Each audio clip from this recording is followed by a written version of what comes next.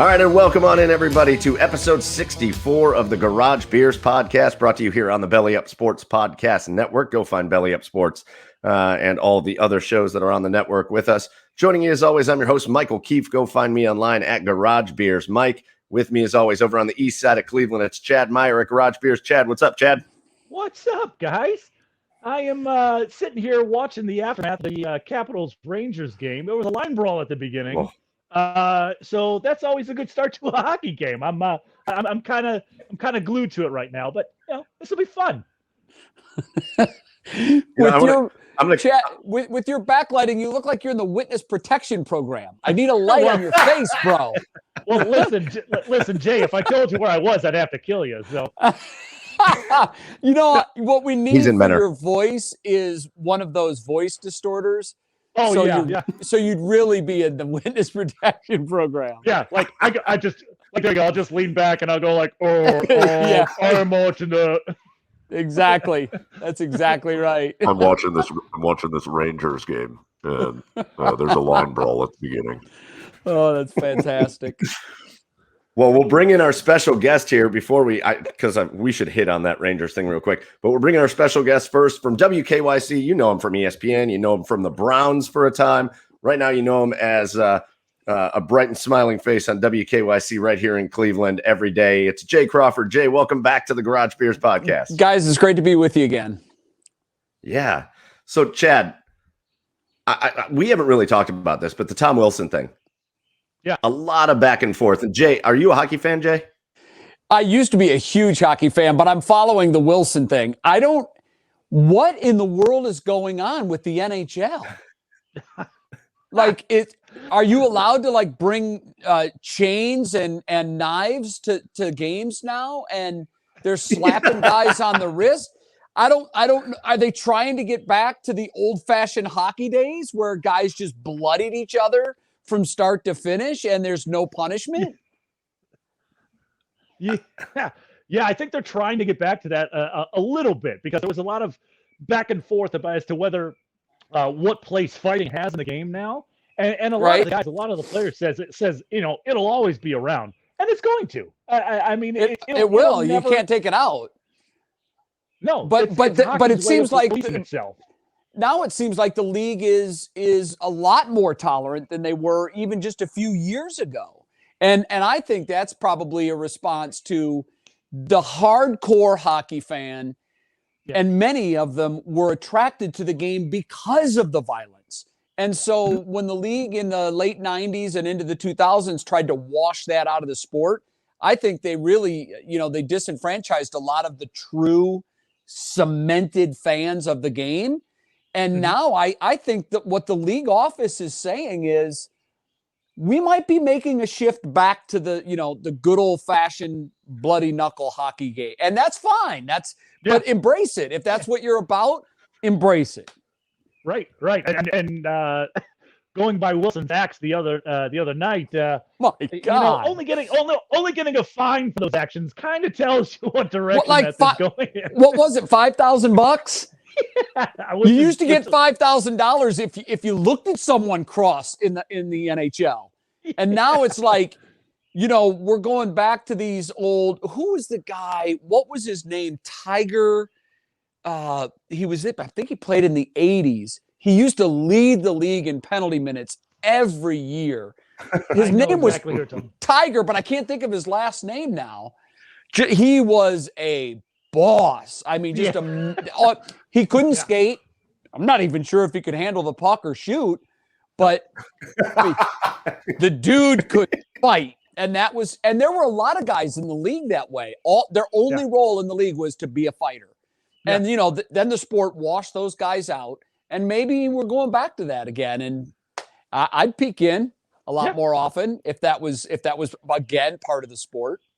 Yeah. I mean, you're looking at these guys who are more of like pests nowadays than like enforcers. But Tom Wilson is kind of he's an old school enforcer stuck in a new school era right now. You bet. Yeah. But he's but like you said, they're going back to that era of the bloody metal hockey is it's definitely something that would bring in a lot more casual fans as well. So, well, they may be looking at the popularity of MMA and UFC, and I mean, for better or worse, we seem to have embraced as a society more of this kind of sporting activity. I mean, there for a while, UFC and MMA was teetering on the verge of extinction.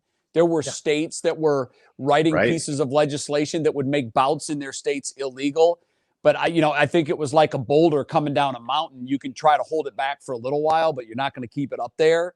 And now I think it's, in full-fledged rolling down the mountain, picking up steam. And maybe the NHL is like, hey, maybe we can partner with that crowd. Maybe we can embrace that more violent side of the sport again, and perhaps bring some old fans back and maybe even gain some new ones in the process. Just like sex, violence sells. Yeah, Chad, should there have been a suspension? There's a lot of people talking about whether or not they think there should have been a suspension. Should there have been a suspension for Tom Wilson? Because Panarin gets injured in that fight and is lost for the year. There's heavy damage that happened because of that fight. I wasn't ready to suspend him until I saw him slam Panarin to the ground.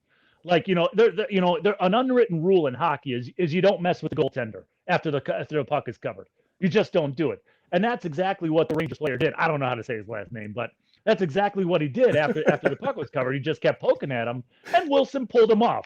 Was the little jab to his head a little unnecessary? Yeah, but it wasn't excessive. But after the pile on, and then everything was kind of over, Wilson just kind of slams Panarin's head into the ice. I would say that was probably suspension worthy, and not or at least a little bit more of a fine than $5,000. I know that's the CBA, the maximum fine in their CBA. But could you imagine? What do you think Tom Wilson does when he gets the notice? When Tom Wilson gets the notice that he's been fined $5,000, do you think he's just like, okay? He's like, here you go. Let me look under my couch cushion. I think I got that for you. Yeah. So, anyways, if you're not watching that because you're hanging out here with us, if you're not even a hockey fan, I would suggest you check out the highlights from tonight's Caps Rangers game, because there's a lot of fighting that went down and a lot of craziness because of that whole situation. You don't want to miss it. So we're going to get away from hockey. We got a lot to talk about with Jay, specifically the aftermath of the NFL draft that was right here in Cleveland, how he feels the Browns did, how we'll kind of go through the picks and all that. But before we get to all of that, of course, we've got to start off with our Garage Beers of the Week. Now, Jay, the last time we did this, the video wasn't released, so people couldn't see your fancy beer with your face on it. Yeah. But now we've got you on camera here, so we're going to let you lead us off again. It's time for Garage Beers of the Week. Jay, what's your Garage Beer this week? It's a shame that the folks that were listening couldn't enjoy that beautiful Jay Crawford special beer. This one though, look, I think that this one, no one here has heard of it because it's West Coast only. But this is the wonderful beer that is known as Ginger Ninja. So it's a ginger beer. It is brewed in Corvallis, Oregon. Whoa. I first discovered it in San Diego. I was out in San Diego to visit my son, and they had it at a restaurant, and then we noticed it at a couple of other breweries, and it's big there. And you can't get it here. So we actually brought some of it back with us the last time we came from the West Coast, and it's a ginger beer. If you like ginger beer, you'll love it. Yeah, I love Sounds a good delicious. The Ginger Ninja. Yeah, right. Well, I mean, hey, next time? That's okay, Jay. Next time we'll have you on. I'm sure there will be like, oh, the brew kettle made a bottle designed out of a mold of my statue, like it was. And it's a ginger beer. I still have some of that left. I still have some of the Jay Crawford brew left. So we got to come try. It was a pumpkin beer, if I remember correctly, right? It is a pumpkin spice. I save it for the special occasions. You know what I'm saying? That's right. Fair. Hey, we appreciate that we were a special occasion there for a minute. Absolutely. All right. Jay's got a hard ginger beer. Chad, what do you got going on over there on the east side? I'm taking it down to Amish country. Guys, I'm going to Millersburg Brewing Company.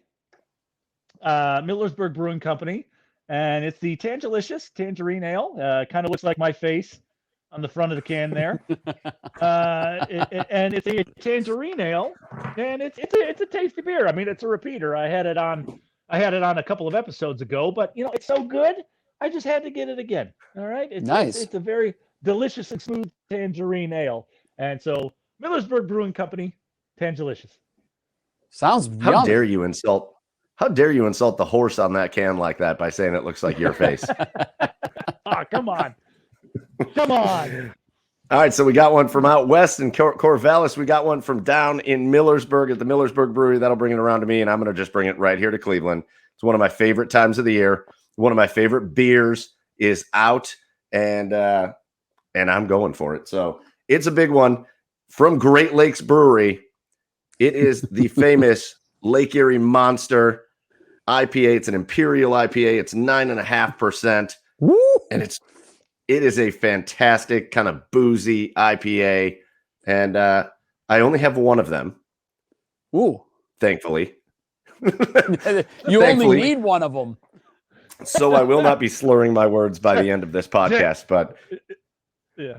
Jay, what do you think of I don't know. You know what? Thanks for coming on the show, Jay. That's why he only has one of them at 9.5%. Right. Yeah, exactly. That's all he needs. Hey, listen, we're a beer podcast here, so there have been times where we have got to the end of the podcast and there have been some issues putting words together. We're not doing that here tonight. Very good. All right, so those are our garage beers of the week. You guys get online, tell us what your garage beers of the week are, and give us some suggestions. Get over to our social media at the Garage Beers. Let us know what you're drinking. And if you got any suggestions, anything we haven't had on the show that you're dying for us to try, send it to us. We'll go get it. So to you guys here on the podcast, Jay and Chad, cheers. To you, the listeners, cheers. Now let's get into it. Let's mention real quick. Yes, Joey has not left the podcast. He just couldn't be on with us tonight. So our faithful listeners might be going, "Where's Joe?" He's not here tonight. Had some other obligations, but we miss him, and he'll be back next week. So, anyways, Jay. Let's get into the Browns draft. Well, actually, before we do that, I want to catch up with you a little bit because I can't really find what's going on. But one thing I do know about you, because you talk about it a lot, is your son Corey is a hopeful for the summer games in Japan this summer. And there was a long story of the delays and everything that happened last year. They eventually canceled. That had to have been crushing. But what's going on with him? I know I think the Olympic trials are in June. I think they are. So is he prepping for that? He is. In fact, he had a meet. It was a premier meet at the Olympic Training Center last Saturday, and a lot of Olympic hopefuls in the meet, including a name that you guys might recognize, Marquis Goodwin, who was drafted by the Bills, and then he's with the 49ers now. He was a 2016 Olympian in the long jump. Corey competed against him when he was at the University of Texas and Corey was at Rutgers. So they competed against each other for the last 6 or 8 years. Corey won the meet with a jump of 26 feet, 6 or 7 inches. I'm not sure. But it was a nice meet because these are all tune-ups to the Olympic trials. Marquis is clearly one of the favorites in the United States to once again represent the country. Corey beat him on his last jump. So the way it works is at the whole field, there were 35 jumpers. Everybody gets 3 jumps. The top 9 go to the finals. You get 3 more. Corey was trailing Marquis by just an inch or 2. But he beat him by about 8 inches on his last jump, which is money in that world because it's kind of like a walk-off. He's down to his last shot. He's in second place. And so he hits a monster jump. And it was a big day for him. In fact, on that day, Corey jumped further than all 3 of the Olympians from 2016. So it looks good. I mean, all of that looks great. But it all comes down to what he does at the trials in June. You've got to win. You've got to be in the top 3 on that day. And if Corey's jump is amongst the top 3 against the top 24 jumpers in the United States, then he'll go to Japan and represent the United States. in what has really been a long and tumultuous journey. But he gave it up when they canceled the Olympics in 2020 because he does not want to train into the 2024 games.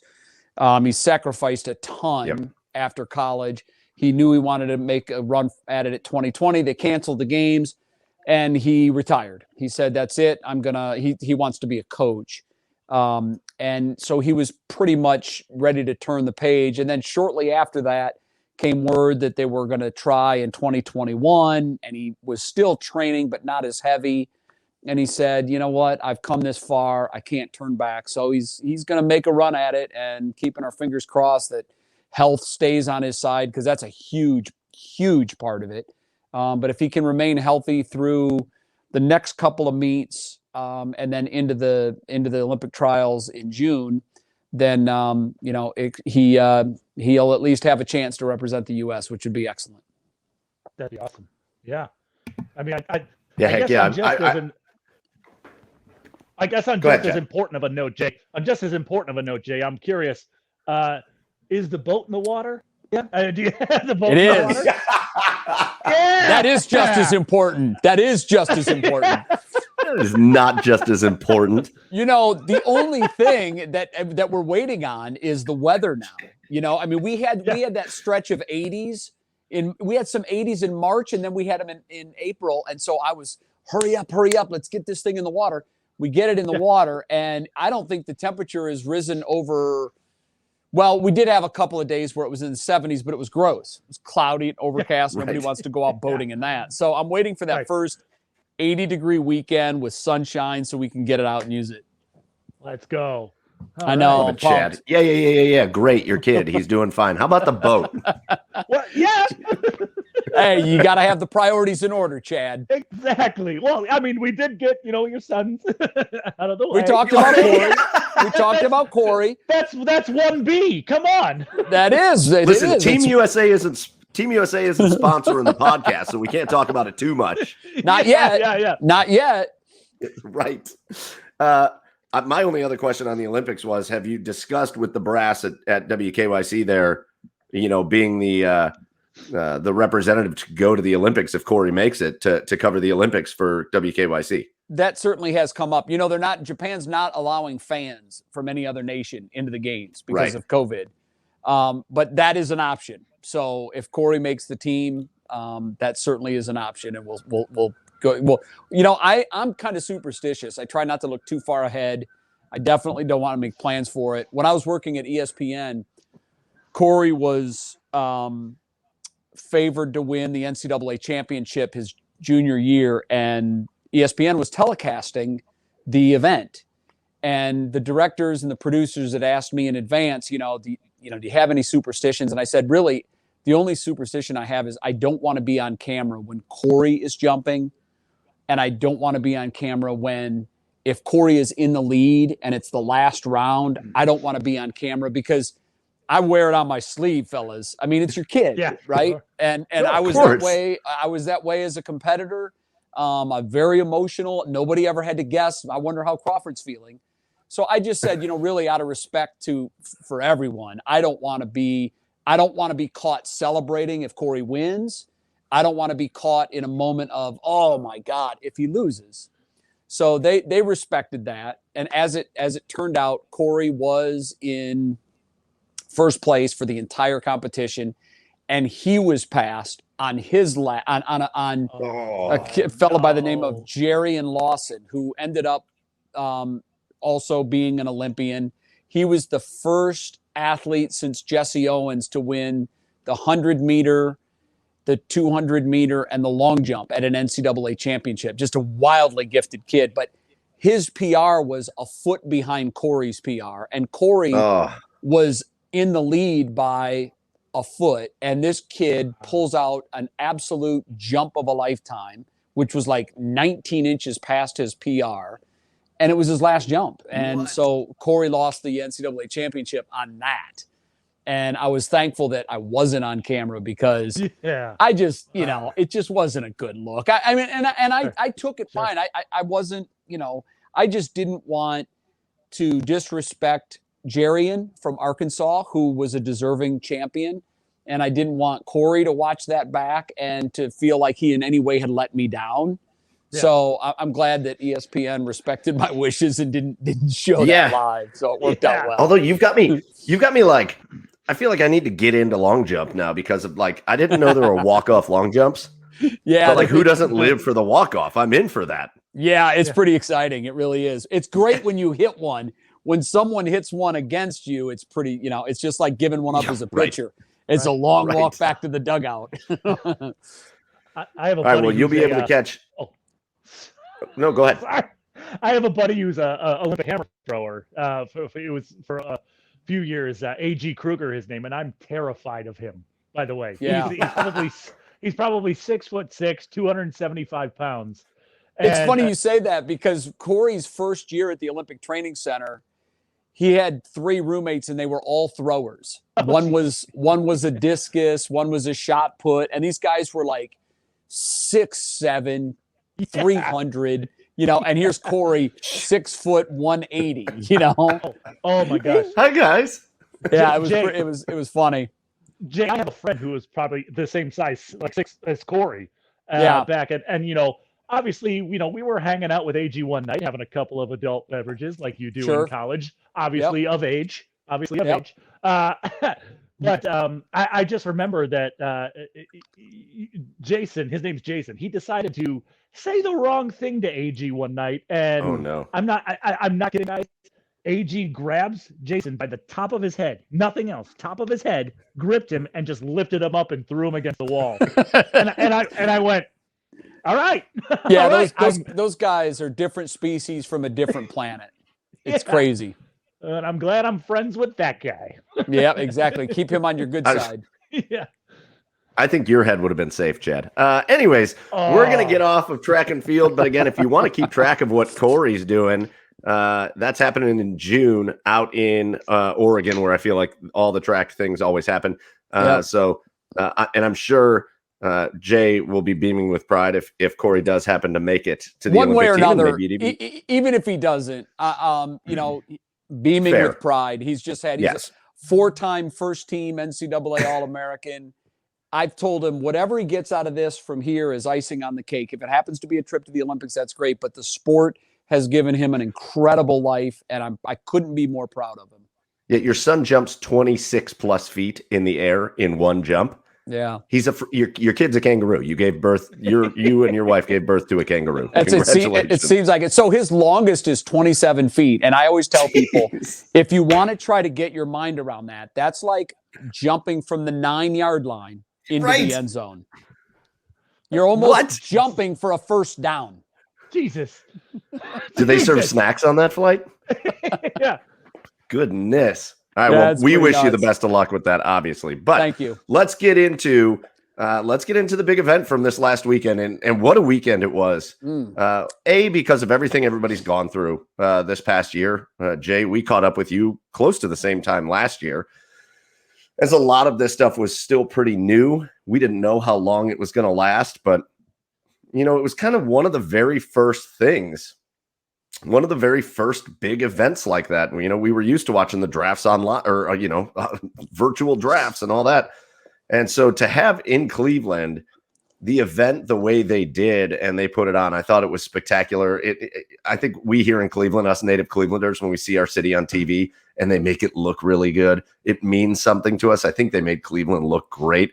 So were you able to take part in some of the fun? Were you working down there? What did you have going on during the draft? I was down there for some of it, and I watched some of it at home on television. And you're absolutely right. They, that's what television does so well is they can capture the moment, particularly from a distance.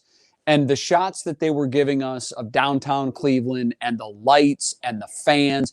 First of all, it's impossible for that stage, the way it was lit, to not look magnificent. But guys, there was a stretch of 3 days where Cleveland was front and center on the national stage. And quite frankly, I don't think we could have looked any better. I really don't. I thought, it was just a terrific event.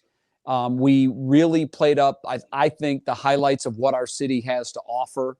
And you're right. I mean, I watched the Kentucky Derby over the weekend, and we haven't seen that number of people together for a sporting event. It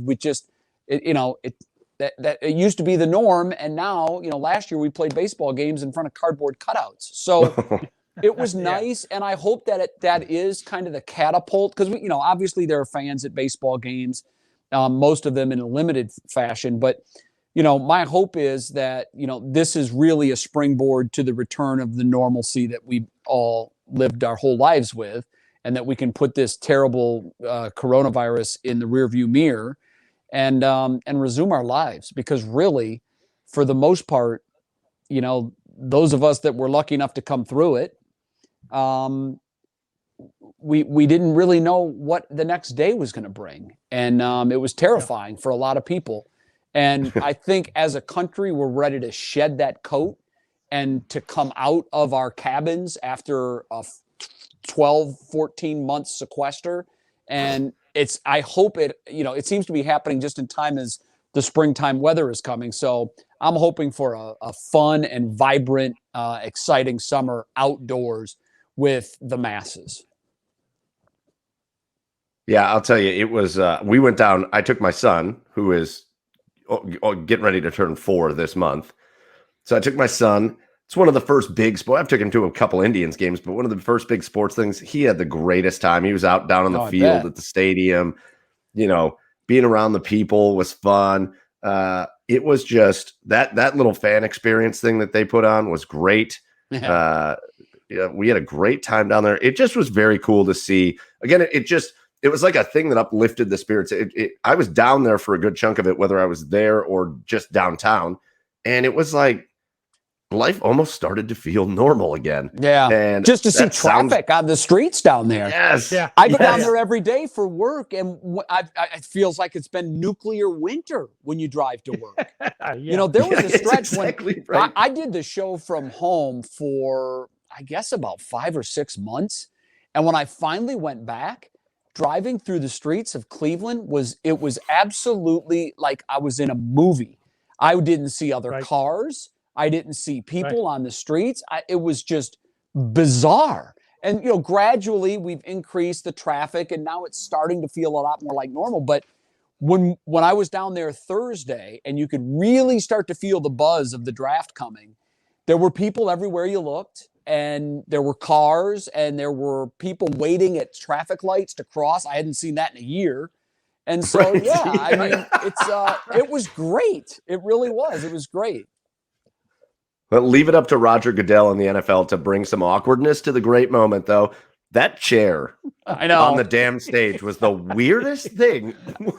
I don't know whose idea that was. It had to be Roger's idea, because usually the marketing folks at the NFL are literally the best on the planet. How about him being shielded with 3 Cleveland bodyguards when he was introduced? How can you possibly boo when he's walking onto the stage with Joe Thomas, Bernie Kosar, and Jarvis Landry? Exactly. The only one missing was Jim Brown. So he literally had a human shield entourage, and he still got booed. Yeah. Oh, yeah. Yeah. Well, he didn't have his jar of comfort M&Ms with him at the draft. That's the only thing I was waiting to see if he was going to bring, is M&Ms that he ate like 200 of during the draft last year. Yeah, that was another bizarre, crazy thing. But and we won't even talk about who sat in the chair. But anyways, were you able to catch up with any of your former? There were a ton of ESPN colleagues, former colleagues, ton of NFL Network. Were you able to show them around town a little bit, catch up with them a little bit? Booger McFarland texted me a couple of weeks before the draft. He said, "Where are we playing golf?" And so I thought about it for a minute, and I said, "I'll get us on at a nice place." So I called, and I said, "How many guys are you going to be with?" He said 3, counting me 3. So I made a foursome at Kirtland, and I thought, it'd be great. And then as the weather got close, I kept seeing that Tuesday might be the pick day. And I had agreed to MC the NFL Legends luncheon for the NFL draft on Tuesday. Nice. So I actually had to cancel. I couldn't enjoy a beautiful day on the golf course. I had a great time at the event. It was fun, and I got to see a lot of people that I know, and that was nice. But I caught up with my buddy Kirk Herbstreit, who I worked with in local TV. at a station in Columbus. That's where Kirk got his start. Right. And then obviously we worked together for a number of years at ESPN. We've been longtime friends. So I was able to catch up with Kirk. That was great. I went to an Indians game with my old producer from First Take, my old producer from Sports Center on the Road, and my old actually, he wasn't a teammate of mine. He was a competitor of mine in the independent baseball league that I played in Connecticut. Drew Gallagher, he produces College Game Day. So three very close friends of mine. We went to an Indians game, and again, gorgeous weather. It was just absolutely beautiful. We went to that game Tuesday night that they ended up winning handily. It really was a fun time. And I always like catching up with and seeing former colleagues of mine and reminding myself how good it feels to be off that never-ending treadmill. When you're on it, you can't let anybody talk you into the fact that this is sheer madness, because the human spirit is conditioned to block out any negative things that you can't overcome. Things you have to deal with. So if you get sentenced to prison, you can't change that, so you have to accept that. I'm not equating working at ESPN with being in prison. But what I'm saying is, when you're in that merry-go-round Ferris wheel carnival, you don't even know what you don't even realize it. You just focus on your job and your next task. But that treadmill moves at such a crazy rate of speed. And for 16 years, I hosted a 2-hour live program every single day. And I didn't realize the toll that took on my body and my psyche until I jumped off of it. And now when I'm with these guys, I look at them, and I even tell some of them, I'm like, you poor bastards, man. You don't even know. You don't even. Wow, Bieber is getting touched up. What is going on? Stop it. I look at them and I'm like, God, guys, one day when you jump off the Ferris wheel, you're going to call me and you're going to say, do you remember those 13 times that you told me that I don't really even know what the cyclone I'm in? They'll get it, because I was told that when I was in the midst of it too, by folks that had worked there and had gotten out and had gotten their lives back. They had tried telling me, hey man, there's a whole world out there that's not sports related that you could be immersed in if you weren't drowning in sports. And you hear it, but you just, you do, the human spirit does what it has to do to get to the next piece on the board, on the game board. You just block it all out and you just get there. And so when I'm with them, although I enjoy their company and I hear their stories of their day-to-day grind, and I'm like, oh my God, that gives you the willies. That used to be me. And I probably was telling those stories in front of people that had worked there and had gotten out, and they were probably looking at me the way I'm looking at my buddies now, like, you poor things. I can't tell you. Now, Herbie's different, because Herbie's gig, I say Herbie's got the best gig in TV. He's off for 7 months out of the year. He covers one thing, so he immerses himself in college football. But if he doesn't want to pay attention to a Nuggets-Lakers game at 10 o'clock on a Thursday, he doesn't have to. I had to follow that nonsense, because I may walk in the next day and Bayless may be on a tirade about the triple-double that so-and-so scored. So your antenna are always on, and you're watching everything. And I got to tell you, man, it's not prison, but it's like a sentence. It's like you are literally tied to the Sixers Rockets game, because who knows whether or not Skip's going to want to go off on that tomorrow. So no. Hey, Jay, we totally get it. For 16 years, the prison guard came out and unlocked the cage on your office, the cage door on your office. Got you out of there. No. Threw me a loaf of bread and a bottle of water. Loaf of bread. No, but listen, that's a fact. It's fascinating. I'm glad I got to do it. It was an incredible 16 years. The things that I was able to do the places I was able to go and the people I was able to meet, it's 5 books. It's 6 books. It's the stories are unbelievable. I hold them all real close. And it was an incredible run, and I loved every minute of it. I truly did. But it's one of those things that there should be term limits on. There should, you should be able to do 4 contracts and no more, because it's for the lifers, the Bermans, the Bob Lees of the world. Like that's the only place those guys ever worked. At least before I got there, I had worked in 4 markets, some big, some small, and I kind of got a taste of TV on the way up. And so I did know that there was a whole nother world out there in broadcast or in TV that wasn't like this nonstop treadmill that goes on a 12 and it never slows down. So I knew that was out there. And I think that allowed me to more easy in my situation to be able to say, you know what, I'm ready to go back to that. I miss that. It was a great life. It's also a very fun job. You get to do a lot of fun things and meet a lot of cool people. But for the people that are lifers then have been there and that's the only job they've ever had, the only place they've ever worked, they think that's all there is. That's it.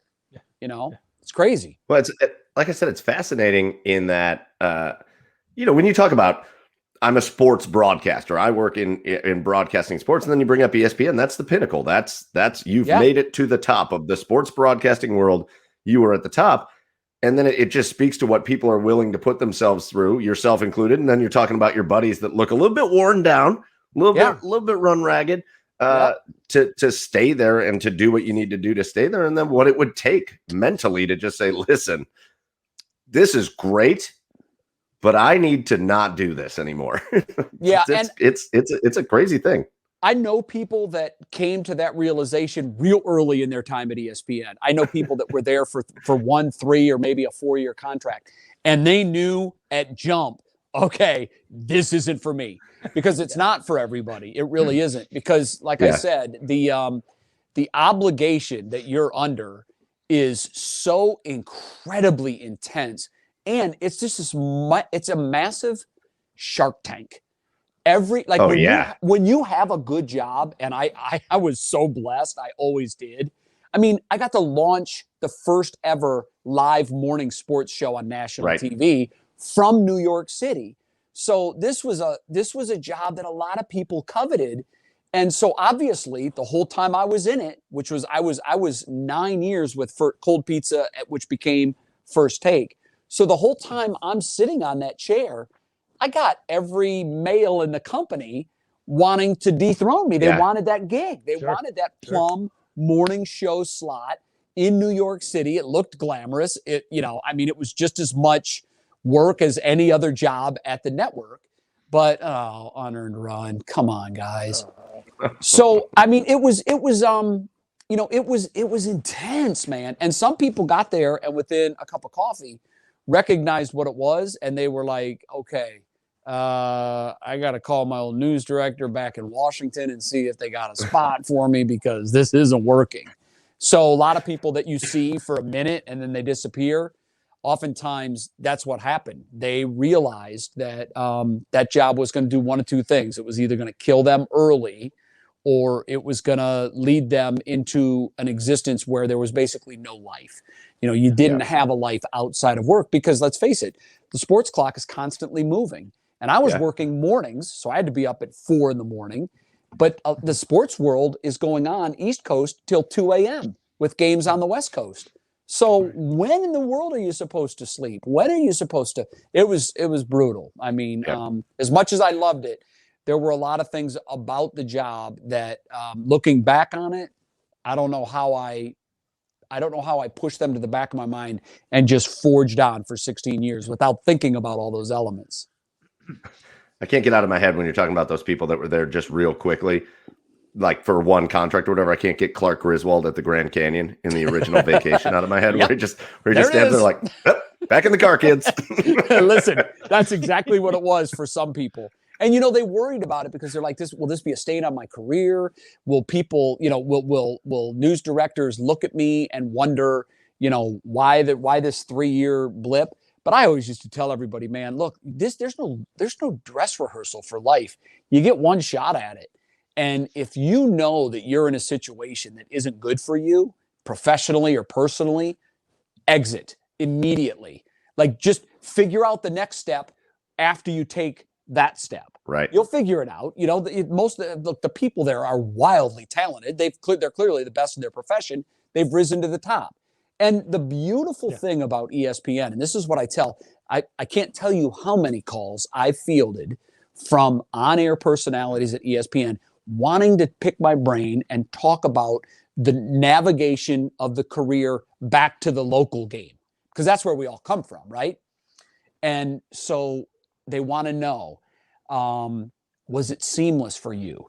Is it more enjoyable? What is your day-to-day like? Was it difficult for you to, did you have a lot of opportunities? So they know in their mind, they see that national landscape is shrinking. Their production costs have skyrocketed with rights fees the way they are. You saw what they paid for the most recent NFL contract. That's gonna lead to the next round of layoffs. And the guys that I spoke to, several guys over the last week, and they were like, look, everybody in that company is living life, looking over their shoulder. They're waiting for the call, and that's no way to, that's a terrible way to have to go through life. So, I've tried to give the best advice that I can. I can only speak of my experience and what it's been like for me. For me, it's been a dream come true. I wanted to come to my hometown, and I was fortunate enough to have several opportunities here that I could choose between. I was also a guy that kind of built a brand while I was there as this Cleveland sports fanatic. So it was much easier for me because everybody here in Cleveland knew that, oh God, that's the Yahoo that loves us so much. He went on TV and wore it on his sleeve every day. So I was very fortunate and my situation too was I'm way closer to the end of my career. My kids are raised. I've been planning for the afterlife for a very long time. And I am, by afterlife, I mean, the post TV game. Not that's what you meant. Got it. Not the afterlife. But, so in my situation, it was a lot easier for me. It was, I didn't feel like I had this, there are some guys that have young kids and have college, they've got one not to be named on-air talent who has 3 younger children said, I'm in a situation where I'm looking at 12 years of college tuition. Well, that's a couple $1 million, Right. Yeah. And so, and man, when I hear those stories and I'm like, oh my God, first of all, thank God my son was a world-class athlete and all of his college fund was able to be preserved. He didn't need it because his college was paid for because of his athletic ability. But his sister went to Columbia and that wasn't cheap. So we had to kind of steal a little bit from Corey's to get Kirsten through. But when I'm hearing these stories, I'm like, oh my God, thank God all that's behind me. I couldn't imagine the professional pressure of having to do that for 3 or 4 kids. And you've got 12 or 16 years of college tuition looking at you down the barrel. That's probably why a lot of people just get up and go to work and they don't think about anything but getting through today, and that's a crazy way to live life, man. Yeah. Well, hey, listen, we appreciate you sharing a little bit about that with ESPN. I'm glad you got to meet up with some of your partners. And that's, again, that's what I love about the show. Sometimes we just kind of go down these roads we weren't planning on, but that was really, really cool. With all that being said, let's talk about these brownies for a minute, because as much as Cleveland, I think, crushed the draft and having the draft here and how great it was, and everybody was saying good things and all that, there's a big sentiment around that the Cleveland Browns did the same thing to this draft as far as how they handled their business. So we just kind of want to go through. We haven't recapped the draft on the show. We just want to go through and recap what the Browns did in the draft. And for me, I think the story of the first 2 rounds is all about, it should be called the Andrew Berry surprise. And I don't think Andrew Berry surprised anybody, What I mean by that is I think what Andrew Berry walked into completely surprised him. Surprised everybody. I think he had no idea, especially Greg Newsome. There's no way Andrew Berry thought he was going to be sitting there at 26. Well, more importantly, he didn't think he would get the linebacker from Notre Dame in the second round. Daniel Jeremiah and I were texting during the draft. And if you watched NFL Network's coverage, which, by the way, was as good a draft coverage as I have ever seen.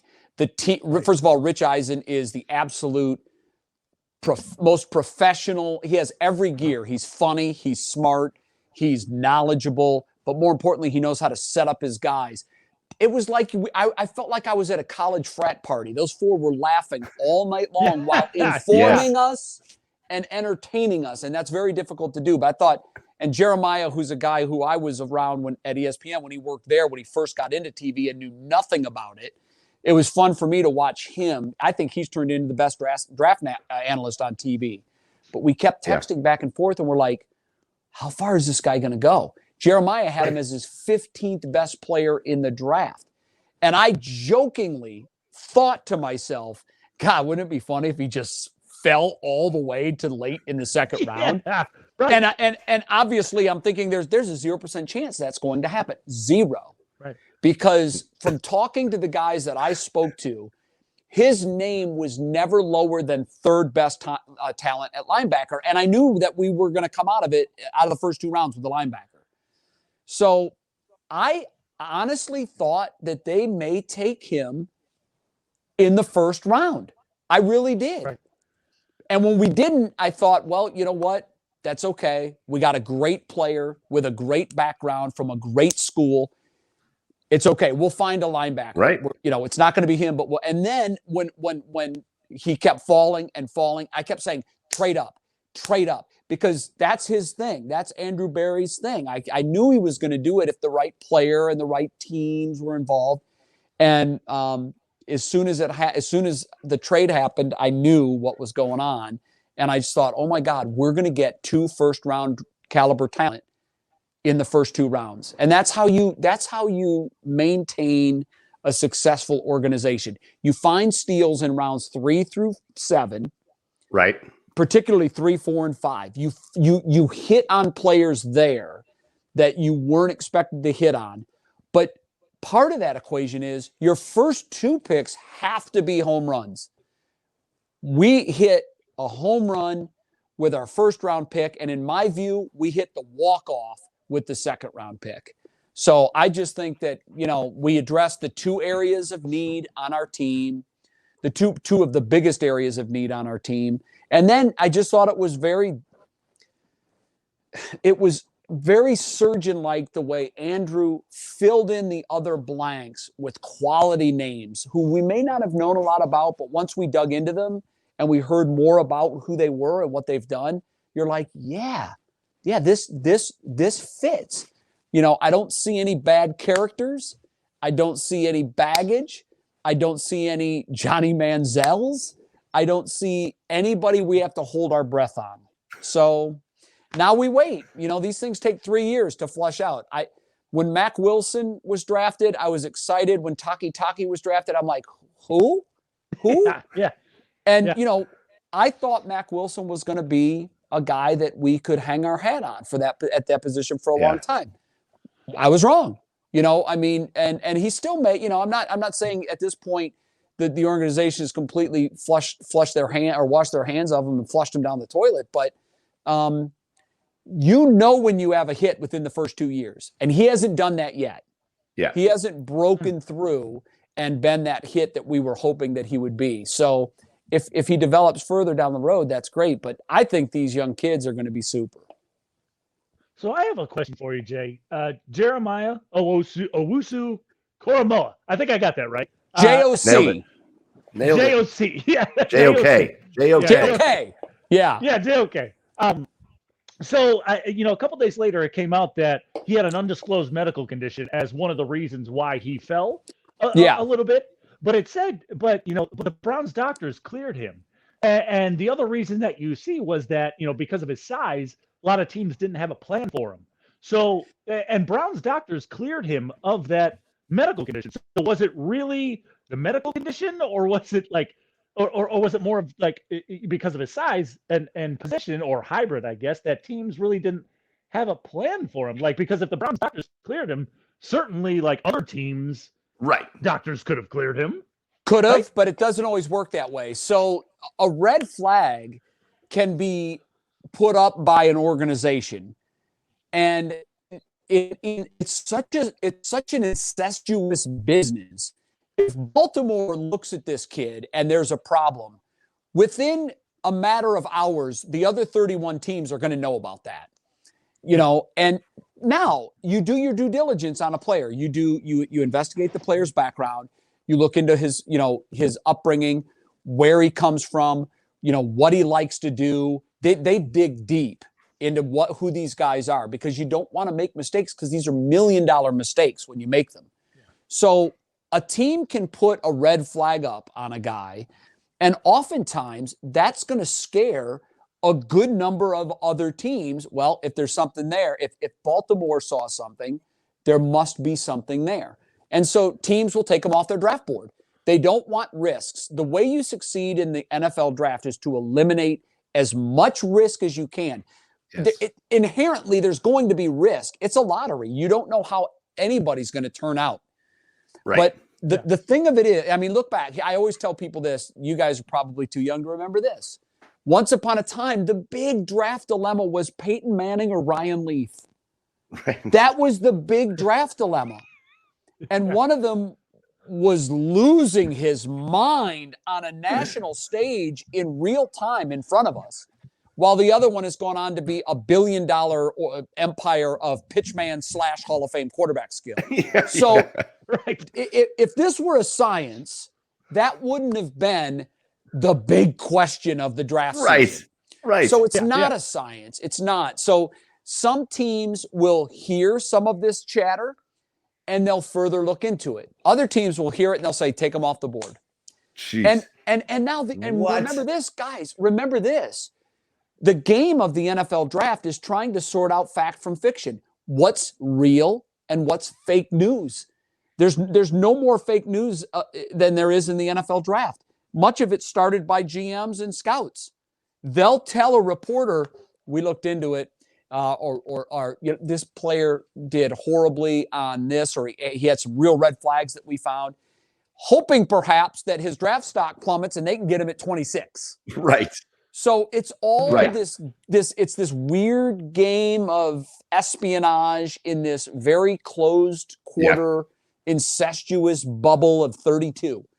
And so what leads to a player plummeting? Who knows? Justin Fields is an example. I saw a story that was leaked. I shouldn't say leaked. I saw a story that hit the wires after the draft that said Justin Fields scored higher on an athlete psychological IQ evaluation test than any other athlete that's ever taken the test, and it's been administered to 65,000 athletes. Okay, so what?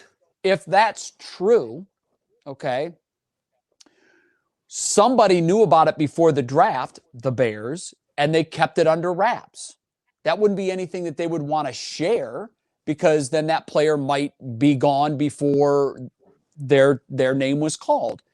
I've also heard teams put out information about a player that is not true, as I said before in the other scenario, in hopes that teams would gobble up this information and look at it as gospel and they would avoid him. I don't know what happened in the case of JOK. I really don't. I don't know whether I don't know what happened. I know this. Yeah. Everybody was buying into the notion that he's not as good as his tape. Right? I mean, his tape speaks for itself. But everybody was buying into the notion that he's not really that good. So he slipped. He's into day 2. The Browns are sitting there. They're biting their nails. How many more picks do we have to hold our breath on? And they finally got to the point where the risk was outweighed by the potential reward of what this guy could become.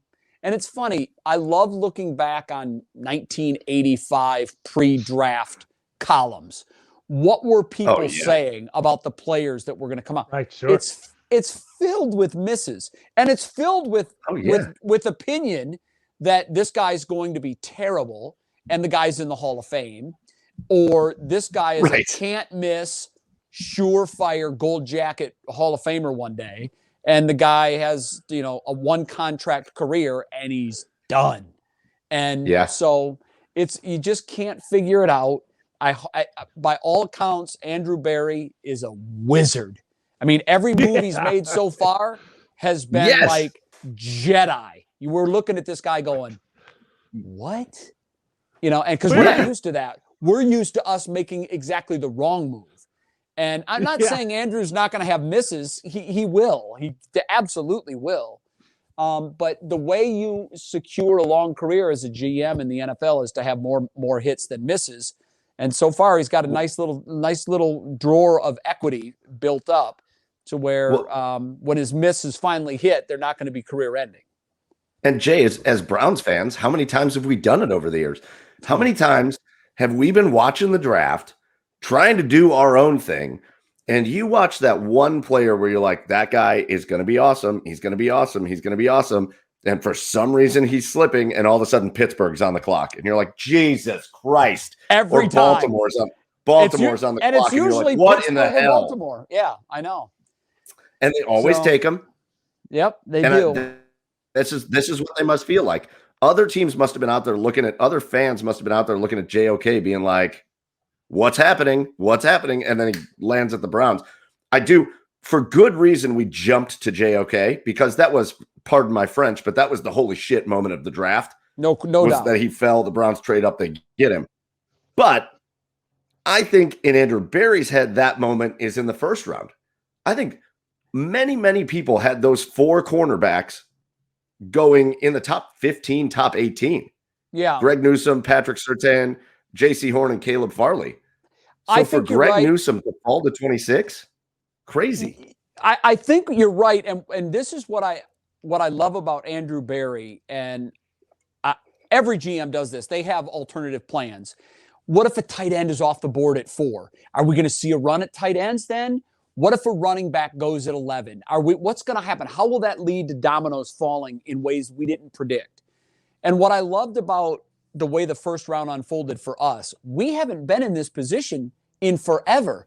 We're always able to dictate, well, we're third, so if this guy's gone, we want this guy, and if they're both gone, we get this guy and we win, right? I mean, that's the way it goes. Boom. But when you're 26, there are now 25 different scenarios you have to prepare for, right? Right. What if this guy goes and this guy? So if you're rating players and you're of the mindset that, and the Browns aren't because they don't need to be now, but if you're of the mindset that you're taking best available, because that's what the Browns used to do because we needed everything. Now we're going in, and I always say, you're not going grocery shopping. That's what we did for 20 years. Our cupboards are bare. We're going to the grocery store and I'm grabbing everything. I'm starved and everything looks delicious. So now, you know what we're doing? We're doing that midweek quick trip to the market. We know what we need. We need fruit or we need milk. And so we walk right by all of those other aisles and we go right to what we need. And that's how you get fat in the NFL. And so, and we knew what our needs were and we addressed all of them and we addressed them with quality players. And the beauty of what happened is we got in my view, we got a front of the first round talent in the back end of the first round, late in the back end, and we got a first round talent in the second round. So that's an A+. That's a win-win. That's the definition. That's the definition. Again, I don't know that Newsome was like the flashiest of the cornerbacks out there that came out, but I'd like to remind everybody that last year, all season long, he gave up less than 100 yards to the receivers he was covering total. Yeah. All year, I mean, less than 100 yards. He didn't play much, right? I mean, he missed a lot of time, I thought. He didn't. How many games did he play last year? He did miss some time. I think he played a majority of the year, though. So my concern with him is durability. And okay, so which last year was a majority of the year. Yeah, I mean, I think Ohio State played 8, maybe, or was that counting the Big Ten championship game? I'm not sure. Here's what scares me. We drafted a player that does have durability issues. There's, I mean, he has had some soft tissue injuries through his career that have forced him to miss time. We drafted a player with durability issues at a position where we have big durability issues in Greedy Williams. And so Greedy, when you stand next to him and he's not in a football uniform, you're looking at him like, dude, what are you doing here? There's no way you're like, I mean, I'm sure he would tell you the same thing. It's just, he's just, what high school do you go to? Super tiny. Yeah. It's like, it's amazing. It really is. And and then Denzel has missed parts of all of his pro seasons with injuries. Right. So for me, I think the one thing that will keep Andrew Berry up at night are the concerns over the health of that position group. Yep. Can Ward stay on the field? Can Greedy stay on the field? And now you go and you draft Newsome, who's got he has some durability issues, and that's probably why he slipped to the place that he did. But at this point, you're hoping that between the three of them, 2 of them can be available most of the time. And even if you have to mix and match to get 2 good, if you get 2 of those guys on the field for 16 games, you're way ahead of the game. So that's the goal at this point. And, you can't predict injuries. The only thing you can do is take the information that you have on a player prior to that, you drafting him, and trying to fold that into your decision-making process. And I'm sure there were discussions in the Browns draft room about that. And in the weeks leading up to the draft, we like this kid a lot. He's a great player. I love his confidence. I mean, to me, if you don't have a corner that thinks he's the best player in the league, you probably have an issue at that position. It's the same at wide receiver too. Those guys will come back to the huddle and tell the quarterback they're open on every play. And they think they are. And corners believe that they can cover anybody in any situation. I haven't seen Bieber get hit like this in. Can he stop it? Maybe. Can he please stop it? It's a wrap now. It's 4-0. He just gave up a 2-run double, and it's not a wrap. They're squaring up balls, and they're good news. This just in from the NBA. The Cavaliers lost to the Trailblazers tonight, 141-105. Can the Browns get that draft pick, baby? Quick? Can the Browns play like right now? Get that draft pick. Yeah, please. Okay, so I do want to. Hey, you want to hear a wild stat? This is way off topic. You want to hear a wild stat? Wild status. There are 2 different regimes in the current Cavaliers ownership tenure. Okay, so follow me. Dan Gilbert bought the team in March of 2005. So from 2006 to now, there were 9 seasons where he had LeBron James, and this will be the 7th complete season where he did not. Their winning percentage in the 9 years with LeBron James, 655. Oh, God. Their winning percentage in the 7 years without LeBron James, 292. And here's what's worse. Is that bad? That's bad. Here's what's worse about that. Oh. We have held the Browns up as this beacon of awfulness in professional sports over the last 2 decades. Going back to that same time when Gilbert bought the team in 2006, the Browns' winning percentage is 319. It's actually better than the Cavs in the years where LeBron James wasn't on the roster. And With tonight's loss, the Cavs seem to be fixating on finishing 15th and dead last in the East.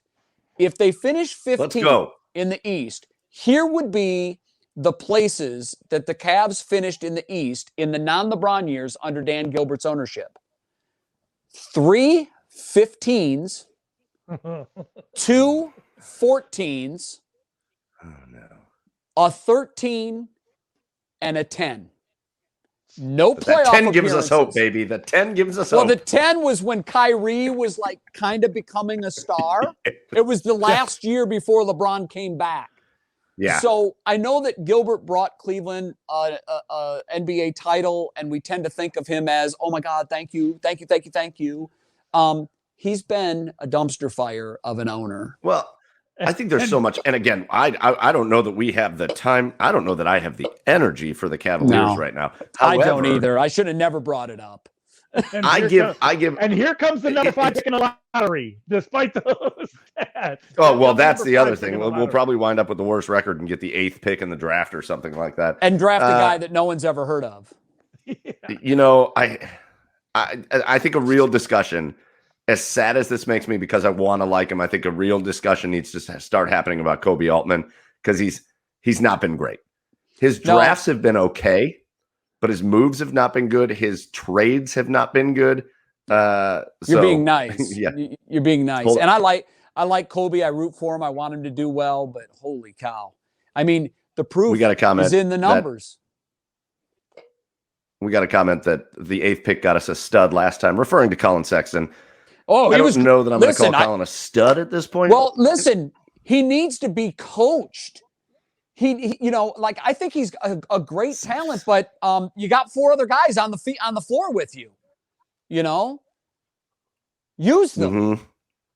And it's just it's like somebody's leaking to the media that the players are complaining about how much he handles the ball and all that. So, well, anyways, it's not been a good end of the year for the Cavaliers. It's not been. There's been some promising things that have happened. Darius Garland has played well. Colin Sexton looks like he can be a star. Isaac Okoro is coming around this back half of the year, which is awesome. From him that excites me. Yes, so we'll see what happens. But good grief, that season's almost over, which is fine. Real quickly, back to the Browns. Okay, a couple picks that I just wanted to hit on. The round 3 pick. And I think Browns fans are so conditioned. I think Browns fans are so conditioned with wide receivers in the draft that they need like their next stud wide receiver.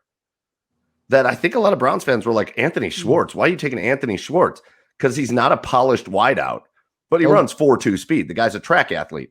Yeah. But when you factor in, like in my head, and you tell me what you think, Jay. In my head, Anthony Schwartz, I think they envision him as like the Mecole Hardman of the Chiefs. He's not one of your main wide receivers, but you can swing it to him out of the backfield. You can hide him and run like screens out to him, and he can break a defense at any point in time. Well, I'm glad you brought up the Chiefs and made that comparison, and here's why.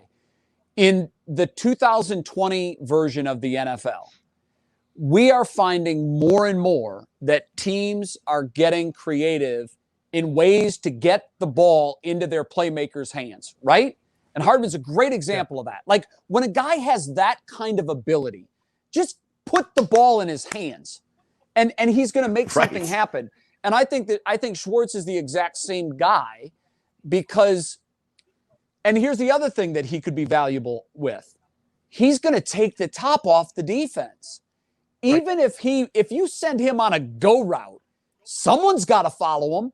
And that someone is going to create an opening either on a crossing route over the middle, or there's going to be a pocket in the defense that Landry or Beckham can slide into because you've got Schwartz commanding attention on deep routes. And if you don't pay him attention, he's going to get behind the defense and Baker is going to find him because he's proven that he can do that with the deep ball. So I think we went to the grocery store with a very defined shopping list of what we needed.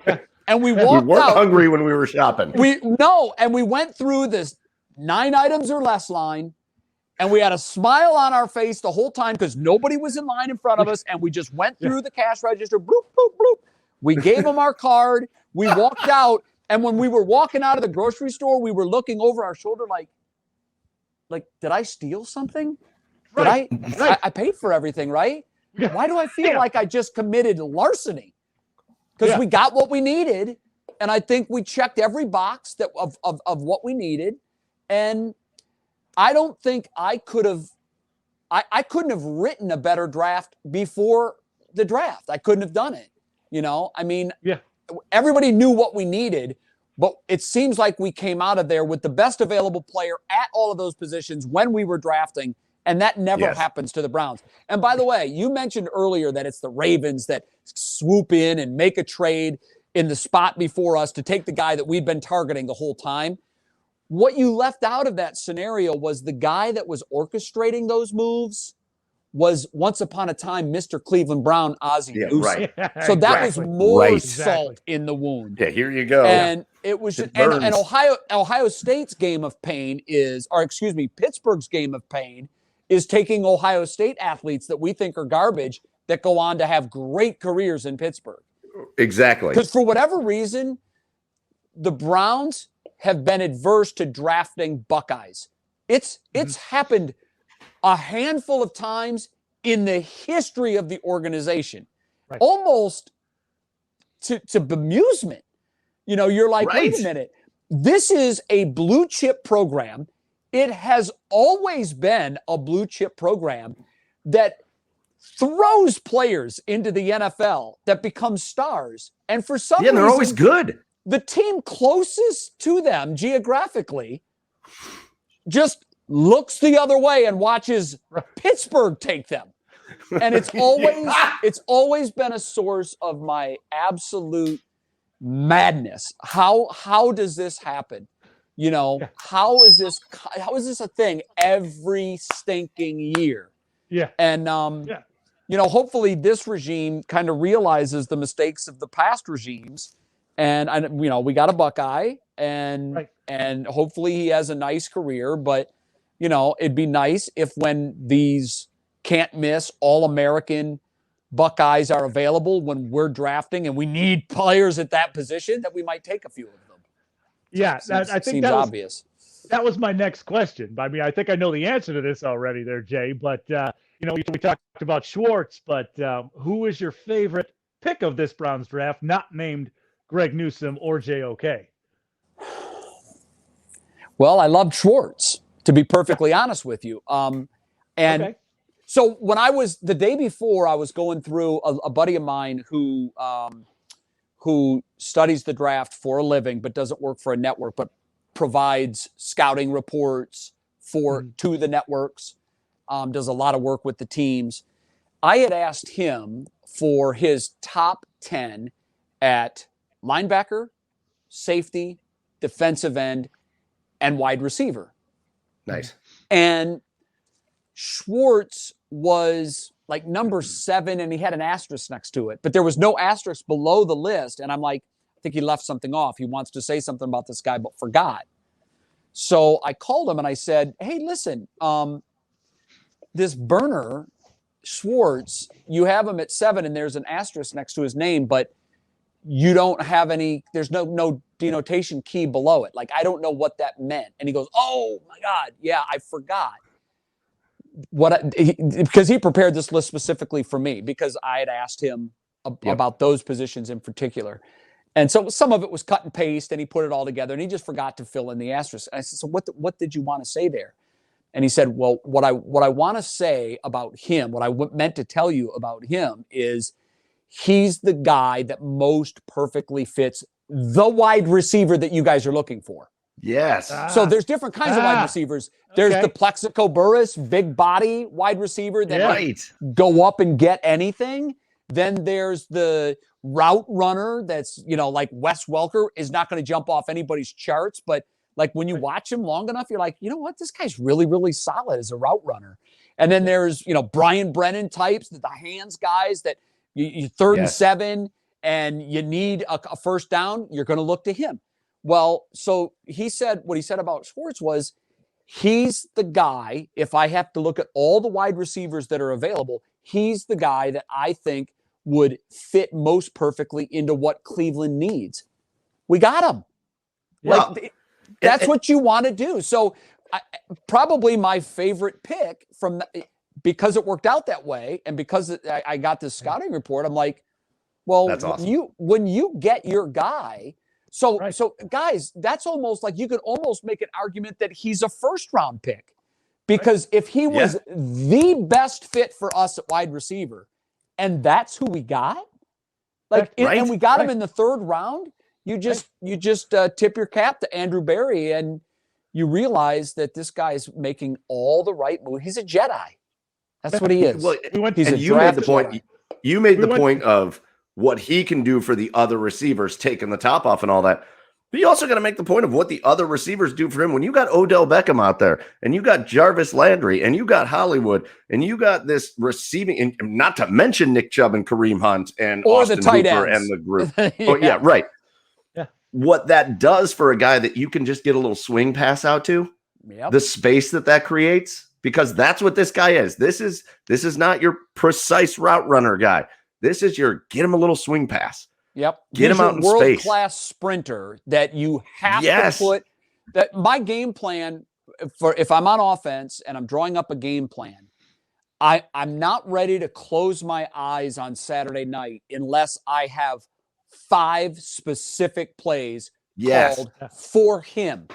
Right. And once I have a play a quarter and one extra one that's worked into my game plan for my burner, for my playmaker, for the fastest guy and maybe in the league, guys. Then I'm good. Then I can say, okay, I'm good. Right. I can go to bed tonight, and because if one of those 5 turns into a touchdown, you're going into the game with a 7-point lead every time. Right. Exactly. So I love it. I love what he can do, and I think the battles in camp are going to be ferocious in years past. Right? Because in years past, we were like, well, God, I don't know if we got 5 guys that can make the team at wide receiver. Yeah, right. Now, which one of these guys do we have to keep?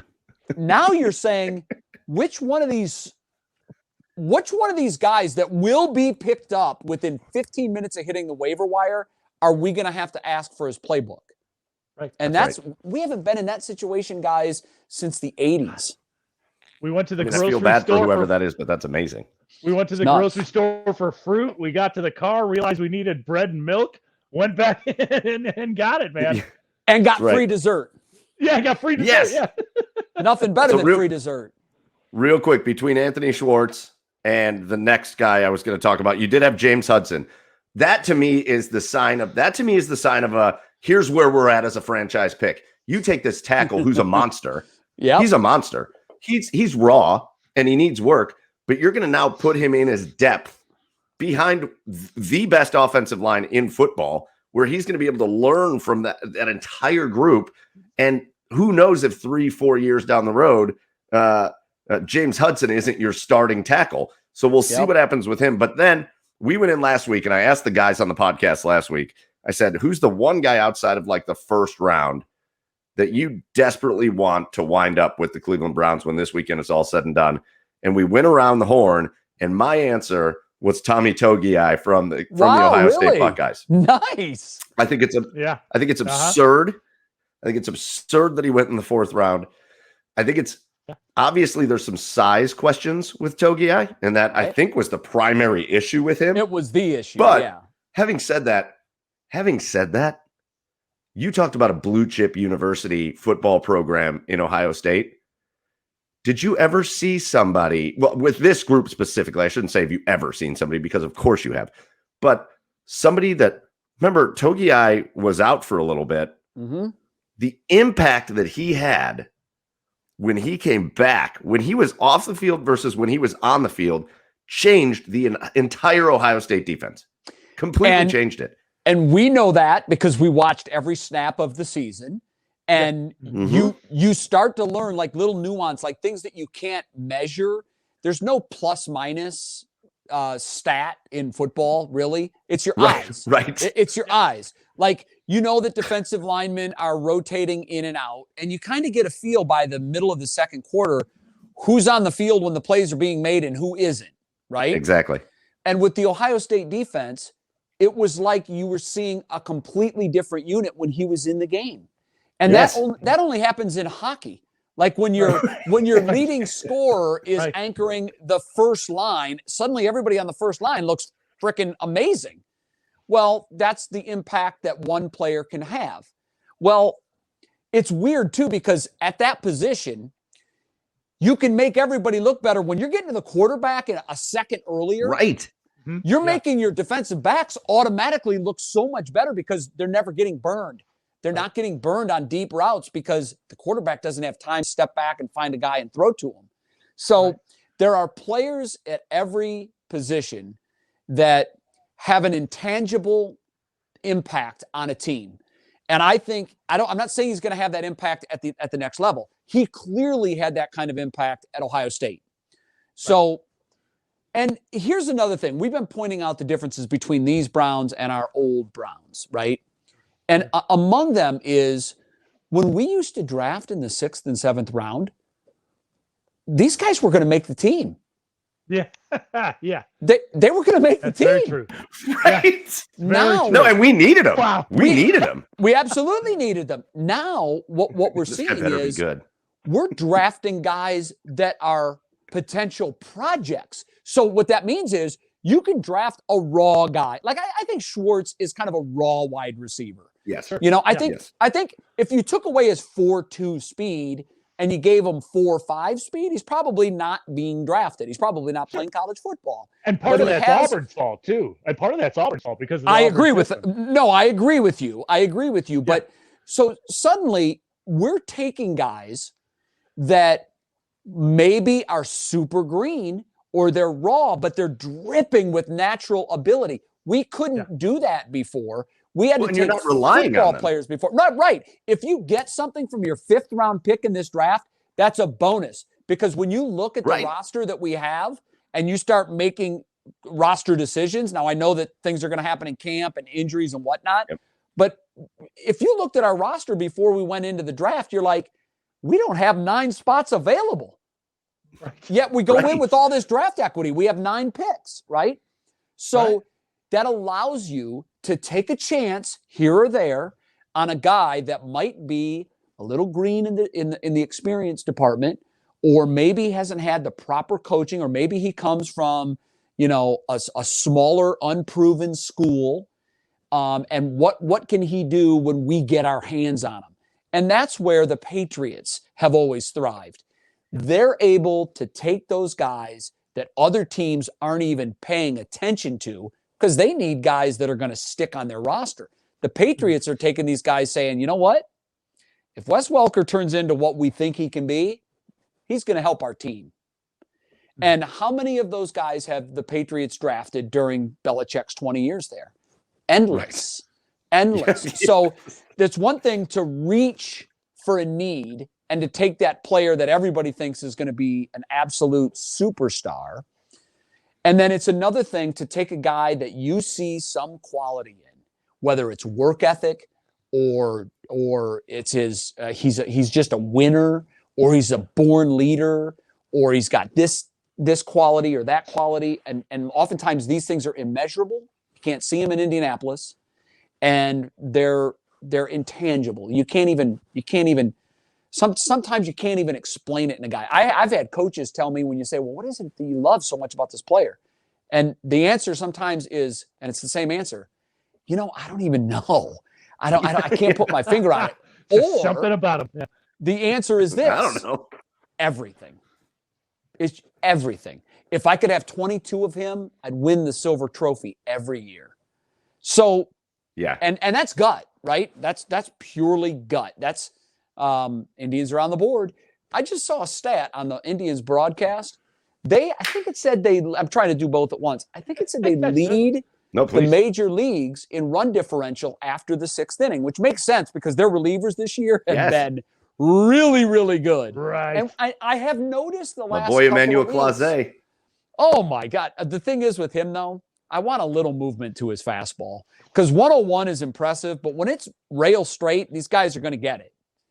And a lot of his fastballs, there was a outing he had against the Reds a couple of weeks ago. He came in, like, lit the gun up, boom, boom, boom. And he didn't have a swing and a miss in the inning. And he lost the game because they had Naylor playing first base, and he let a ball go through his legs. And then 3 hits after that. But it was exactly, when it happened, I go, that looked exactly like Bill Buckner. And then we end up losing the game. But I'm screaming at Clase, you have other pitches. Not quite the same implications. Try to fool them here and there. Exactly. And by the way, when you throw 101, can you maybe cut it a little bit? Make it come in. Like, 101 is great, but these guys are going to hit it. The next night he came on against the Reds. He got out of it. It was a little shaky. He got out of it, but he started throwing the slider. And guys were off balance, and that's how you win. 101's great, but you better have something in your arsenal that's 90. Yeah. Well, here it comes, Parkman, the Terminator. It's 4-2 in the 6th inning, and Franmil Reyes is at the dish. Yeah. I love Franmil Reyes. He's a swing away from tying this puppy.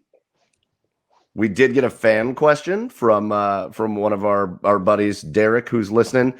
He wanted to know, in your opinion, of the guys the Browns drafted, who has the highest floor and maybe the lowest ceiling? Oh, God, the highest floor. Don't you want to say the highest ceiling? Well, I think what he's saying is the highest floor and the lowest ceiling. Like, that's the one player with the highest floor and the lowest ceiling. So a guy that is... Oh, the one player... He's not going to bust out.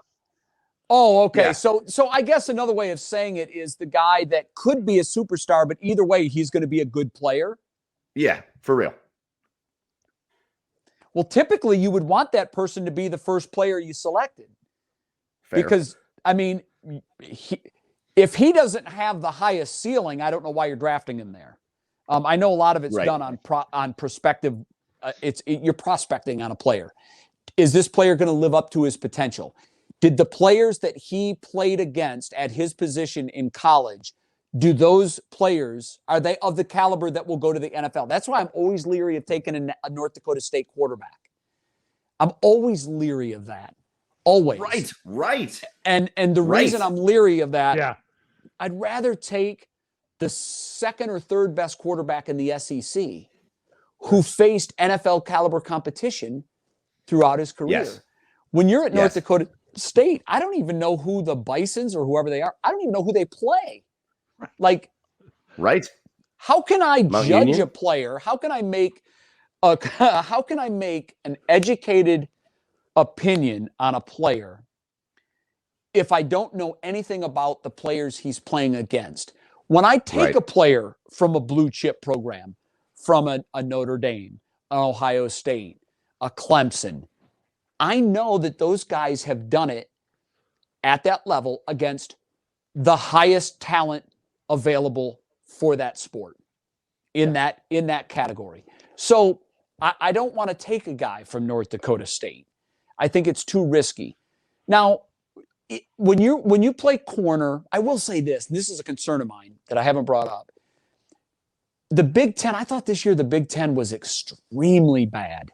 I thought they were extremely bad. I mean, at one point, I think we had Michigan State, and Penn State, and maybe they had one win, and we were like in week 4. Yes. It was. Now I know the whole year was just, you could just throw the whole year out, really, with COVID and everything else. But this wasn't a year where I think anybody that has observed the Big Ten historically, where you would say, wow, this talent, this conference is dripping in talent. So that's a bit of a concern for me, to be quite honest with you, because, wow, we got a real argument going on in the Royals game, Indians game right now. Oh, did you see that? I don't mean to cut off. Last night, did you see that thing last night? What the hell was that? Right now, and Angel's in the middle of this one too. He's not a good umpire. I think he's the worst umpire in Major League Baseball, and you won't find many fans that disagree with that. Well, then I'm not surprised that there's an argument going on. Now Matheny just got tossed. Oh, bye. Matheny is as animated as I've ever seen him. He's That typically must be good for us, though. it is good for us Something good because happened in our okay, so favor. what I caught was there was a pickoff attempt at second base. The Indians had runners at first and second. Singer whirled to throw to second. Runner was safe. Wasn't even a close play. But the umpires called a balk. So the Indians runners go from first to second. Now, by first and second to second and third. And that's not reviewable unless they change that rule and I didn't know about it. Right. So a balk is not reviewable. Now, I'm looking at it right now. His foot is on the back of the – oh, wow, that's a great call. He buckled his left leg, his front leg. He's a righty. The balk call. I love the balk call. Listen, I pitched Saturday in our season opener. I gave up one unearned run in 5 innings. Yes. Jay. Against the team that beat us in the championship last year by 1 run. Took him down. So we won the game, so it's all good. Let's go. The run I gave up was I come set. There were runners at first and third. And just as I'm getting ready to make my move to the plate, the third base coach yells back. Now, I had held it I was changing my cadence. I was holding it for a little bit longer than I normally do. And the third base coach yelled back, and I thought it was my third baseman yelling at me to step off. And I flinched, and I'm telling you, it was so minor. And the umpires didn't call it, but the third base coach and the manager from the other team both jumped up and yelled balk. And that led the umpire to throw his hands up, yell balk, and tell the runner at third to come home. And I think it's my first balk in over 20 years. Oh, man. Carlos Santana just made an unbelievable play at first base that kept this game from being tied. We got to run. It's 4-3. I don't think I've ever seen anybody hit more hard hit balls that wind up as outs as Josh Naylor. I love him. He does it all the time. He smokes the ball. He just did. Right at people. So are you watching it? What a play. I have it now, yeah. What a play. That, he made a play earlier this year that saved the game for the Royals. I think it was opening day. Opening day, he made a play at first base that kept us from winning the game. He's so good at first. Singer's coming out, the pitcher and for the Royals. He's screaming. He is giving it to Angel. All right, Jay. Wow. So overall, because we'll let you out of here. We'll let you go enjoy the rest of your night before you got to get to bed. Overall, though, I mean, is it safe to assume do the Browns get an A for their draft this year? Solid A, not an A+, not an A-, solid A. And the beauty of these things is that all of this is just hot air, and we can look back in 3 years and we can say that whether or not this draft was a hit or a miss. Was it getting Denzel Ward and Baker Mayfield in the first round? No draft can ever live up to that ever again because what were they, 1-4? Right. So let's not do that again. We'll never. Yeah, I hope we don't. Right. We'll never be able to do that again. But for where we were late in the draft and for what we got, I feel we did better than 28 teams if they had been in the same situation. Yes. That's how good I feel about it. So love it. We'll see. In 3 years from now, you'll have me back on. I'll bring out another beer. We'll talk about, remember that draft class of 2021 that we thought was so good? Well, we were either right we or better we were be wrong. Right. Or wrong. I hope we're right. but one day we'll know. And it's just going to take us a long time to figure it out. It better be. Go ahead, Chad. No, go ahead. I was going to say, can we quickly go through the rest of the division? I mean, because like the Bengals blew my mind. I mean, I get it. Like, they whiffed hard. I get it. Pairing Burrow with his number one receiver at LSU, but why? Yeah. But like, did they forget that he tore an ACL last year? That's something we would have. That's something we would have done. I know, and that's something we would have done in the past. We would have. We couldn't take our eyes off the shiny object. Whether it was Johnny Manziel or Brady Quinn, we couldn't blink. We were starstruck by that shiny object. So I think what the Bengals did is, look, they got a great player. Player. But here's my analogy there. You got a beautiful Ferrari. It's got a nice brand new coat of orange paint with black stripes down the middle of it. Now you go to pop the hood and you look and you're like, what the hell happened to the engine? That looks like a Volkswagen. That looks like a 1969 Volkswagen engine. What are we doing? Yeah. The engine to any offense is the offensive line. Everybody wants to think it's the quarterback and the wide receiver. You can have the best quarterback in the league. If you don't have people to block up front, he's going to be hurt by week 3, and now you're onto your backup, and you still got a sucky line. So you got to pay attention to that line. And the fact that they missed on that was stunning to me. Absolutely stunning. Right. Well, especially the guy on the board when they were picking. He was there. Was consensus. Consensus number one. One of the best offensive linemen, presumably, we'll see how it plays out in 3 years, but leading into the draft, one of the most talked about best offensive linemen in years. Yep. And they didn't take him. They did not take him, and they're going to regret that. And you can almost look at the Steelers and say the same thing. So the Steelers thought they needed a running back because Connor suddenly forgot how to be a running back. Just like that. He just forgot how to be a running back. So and look, they got a great player too. This kid's a great player. One of the more talented offensive players in this draft. Sure. But they went to the grocery store and they were starved, and they bought the bag of Doritos instead of the rump roast. That's just a bad move. Doritos are sexy, man. Doritos are sexy. And they'll scratch that itch when you're hungry, but when you're done eating them, you're like, what the hell did I just do? And now, so you know what they're going to say next year?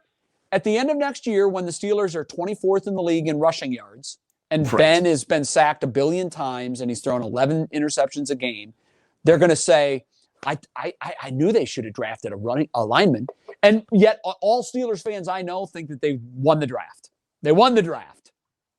Yeah, because Connor sucked and we needed a new running back, and now we got our guy, and now we're going to be the Steelers again. You were the Steelers because you always paid attention to your lines, both offensive and defensive. Yes. And as your line got old, you got drunk on the sexiness of skills players.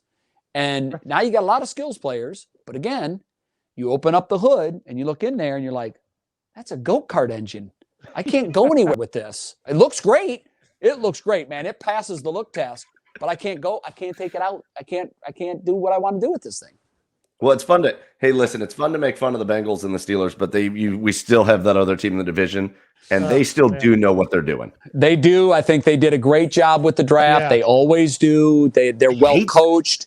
I hate them too. I really do. I hate them too. And I'm sure that we're going to get a Browns-Ravens Monday night game this year. Yeah. Or their Sunday night game, because for some reason that has become the marquee game for the NFL. They just rail ESPN. I'm sure that week we'll see the Rams and the Cardinals on Monday Night Football. Always.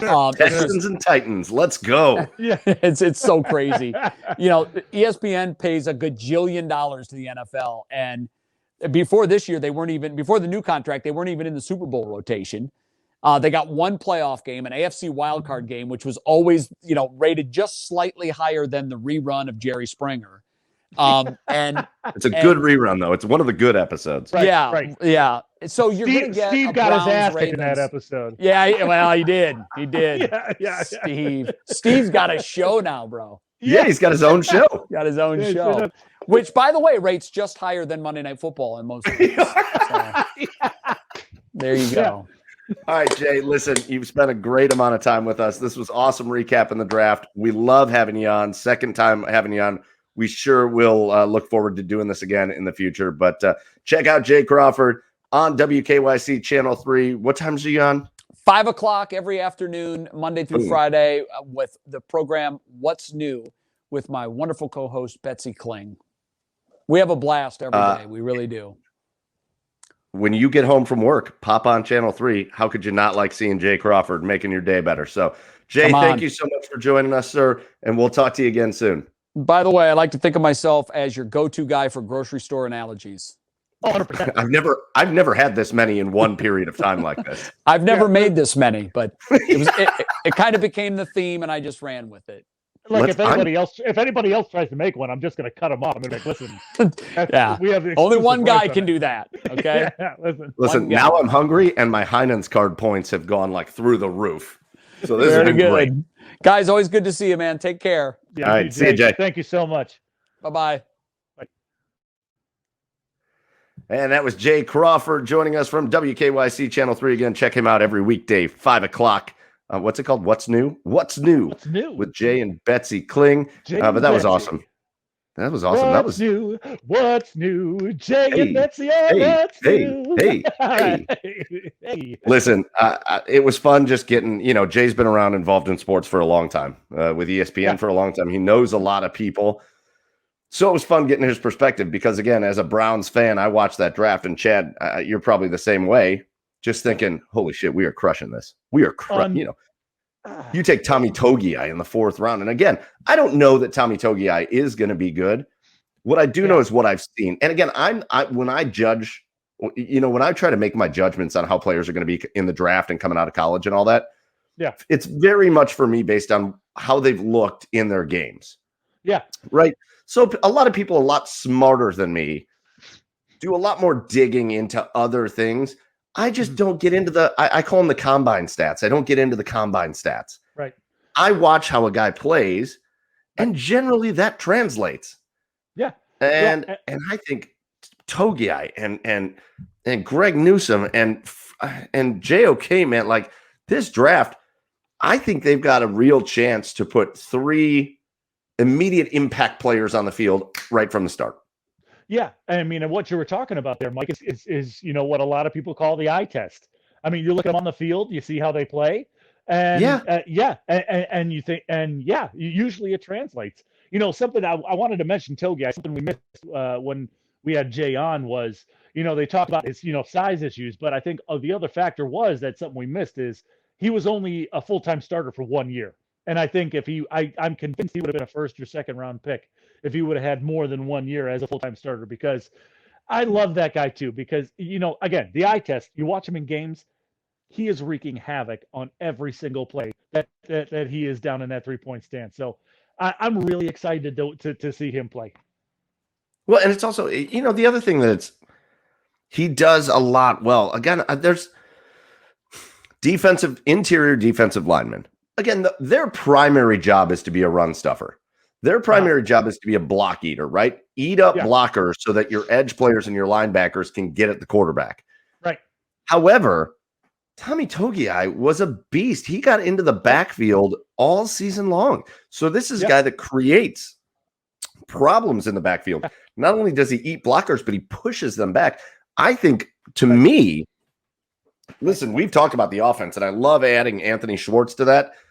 That's going to mean that somebody else isn't going to make the team, because Schwartz will, unless he is just a travesty.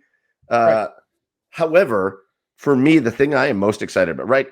I think the defensive backfield is, assuming health happens, is going to be one of the best defensive backfields in the league. I think your edge rushers, when you talk about Tech and you talk about Miles and you talk about Jadeveon Clowney and all that, are going to be phenomenal.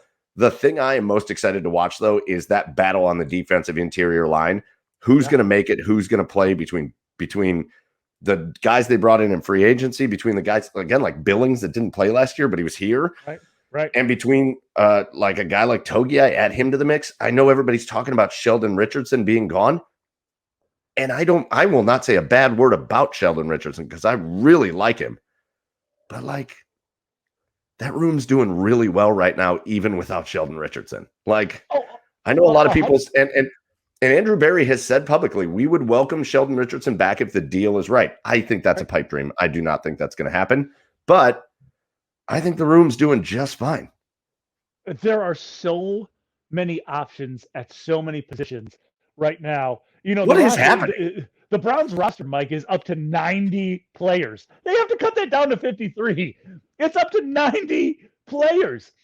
And there's only, 5-6 roster spots available? Assuming there's only like 5 or 6 assumed roster spots available. So you've got to work your ass off if you want to make this team. And this is how the other half lives. Like this is how and I think some of these younger guys that you love, just get ready because they're going to the practice squad because they don't want to lose them, but they're not going to be able to keep them. And then get ready. Some of these other guys, some of these players that fans like, see ya. They're going to go. They don't have room for them. Right. So, anyways, again, another good problem good teams have. You're not going to be able to keep every good player on your team. You're just not. No, you sure can't. So, listen, we had a great time. Jay Crawford, one of the great storytellers we have had on the podcast. That's our second time now we have had him on the podcast. And go check him out on his Twitter at Jay Crawford CLE. But I think that's going to pretty much wrap us up. This is about as long as we want to go. So we're going to end it as we always do. We usually do our 3 cheers of the week. We're going to do our 2 cheers of the week because we don't have Joe this week. He'll be back next week. So our 3 cheers of the week. Chad, are we going to do the dance that we do every week where you're like, oh, shit, I got to think about something? Or are we going to, do you have one? No. I actually have something this week. Thanks for taking behind the curtain there, Mike. It's fine. It's good. You literally said it on the podcast last week. No, I know. I'm just kidding. This one's a little bit of a serious one. It's a little bit more emotional. It's funny because we talked about before we went live about some of these emotional games that guys have after tragedies, like the Brett Favre game that we talked about. My cheers is going to go out to TJ Oshie of the Washington Capitals. He just lost his dad a couple days ago. Very, very recently. It might have been a couple days. I don't remember exactly what day, but this was his first game back after losing his dad, and he had a hat trick tonight. So there's just something about that's incredible. Incredible about those games that happen and those things that happen. We talked about Brett Favre throwing for 500 yards. It wasn't 500 yards. 250,000 yards. Yeah, he had an amazing game after he just lost his dad. And TJ, it was no different for TJ Oshie tonight. So my cheers of the week goes to TJ Oshie for just coming out and as emotional as he was and having that game he did. Yeah, that's a great one, Chad. And the hat trick, it's storybook, man. And that's a guy.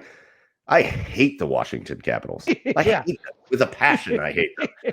So when he left the Blues to go to Washington, I was like, oh, great. Right. Because this guy's an American icon, right? Remember what he did in the Olympics when they just kept sending him for the shootout and he just kept scoring? Yeah. So he was an American icon. He seems like he's a good dude. And it just happens to play for the Capitals, but a guy that you can always root for and a tough week for him. But what a way, his dad was watching over him when that was happening. So that was a cool one, Chad. Mine's not going to be emotional, but it's going to be timely and it's going to be easy. We've got to cheers the city of Cleveland for the weekend that they had. I have to tell you, I spent a lot of time down there this weekend. I had a buddy come in from Seattle. We had a great time. Spent time at the restaurants, spent time down in the flats. We spent time just taking it all. We spent time at the draft, just kind of taking it all in. The city of Cleveland did a magnificent job. The people that work down there, the planners, both for the NFL, the Browns, and the city, did a spectacular job. They had areas around the city where you could sit outside, have a beer, watch the draft. The restaurants were doing well. It was some sort of semblance of normalcy, but the city looked beautiful. They did a fantastic job, and they certainly set a bar. And I think a lot of the national people that came here to cover the draft said the same thing. They set a bar. This is how the draft should go. It's what it should look like. It's what it should feel like. And it set a bar. So cheers to the city of Cleveland for an awesome weekend where you were front and center in the sports world. Loved that. So, Chad, you got anything to add before we get out of here? Yeah, no, I don't. Oh, Carol Baskin just released her own cryptocurrency. How do you feel about that? If that doesn't, listen, I'm not going to tell you my feelings on the majority of people getting into cryptocurrency, but if that doesn't explain it, I don't know what does. Carol Baskin has a cryptocurrency. Yeah. Cool. I just made up money too. It's fine. Yeah. Sorry. Maybe Joey can edit in.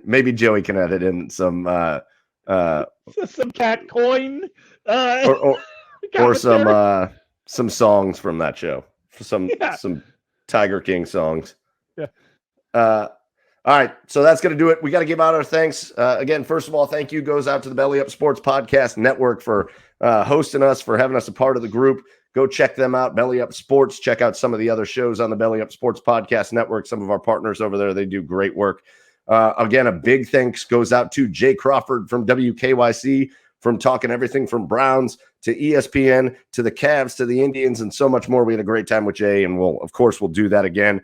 And of course, our biggest thanks always goes out to you, the listeners. We appreciate you, and the watchers, I guess. We appreciate you taking part with us. We hope you enjoyed as much as we enjoy bringing it to you. So for the absentee, Joey down there in Nashville, Tennessee at Garage Beers, Joe for Chad over there on the east side at Garage Beers, Chad. My name is Michael Keefe. This has been episode 64 of the Garage Beers podcast. We'll see you again next week. Cheers, everybody.